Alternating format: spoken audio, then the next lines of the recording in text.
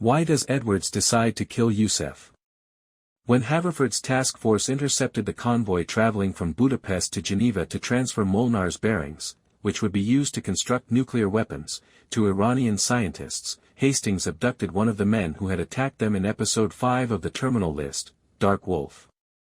At the culmination of his torture of this unidentified person, Hastings discovered that he was actually a member of the German intelligence agency known as the Bundesnachrichtendienst, or BND, and not some two-bit terrorist. The officer died before he could get any additional information regarding what the BND knew about the activities of the Khalid Network. Edwards, meanwhile, questioned Perash about her treachery. She asserted that she was given instructions to deliver the bearings and learn about Haverford's relationship to the shepherd. She was forced to, figuratively, stab Edwards in the back as a result. In order to reunite with the rest of the team, Edwards chose to trust her and brought her along to Stein am Rhein. But a bomb was dropped on them. Edwards lived, but Perash died. Along with all of that, Varon managed to track down the shepherd, or someone posing as the shepherd, and tried to steal information from his laptop.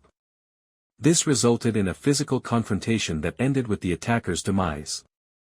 Despite her bruises, Varon managed to escape the incident unscathed. In what ways did episode 6 explore these plot points? Let's investigate.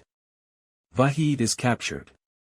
Hastings leaves the dead body of the German intelligence officer at an Austrian church. Although the picture is meant to be heartwarming, I couldn't help but think of how horrifying it would be for the churchgoers to discover a severely disfigured body inside. Hastings has left that corpse to decay in the church if it is itself deserted. Why didn't he simply leave the body at that torture facility, then? Hastings may not be aware of the officer's faith. Why choose a church, then? Why not simply bury the officer if he is indeed dead? Why abandon him to decay in a chapel that will almost certainly receive visitors? I'm not sure. In any case, Edward survives the bombing in Zurich, takes care of his injuries by himself, and then travels to Stein am Rhein. As soon as he arrives at the meeting spot, he throws away his previous possessions and enters the newest safe house using the stolen bearings, where Landry and Farouk are already waiting for him.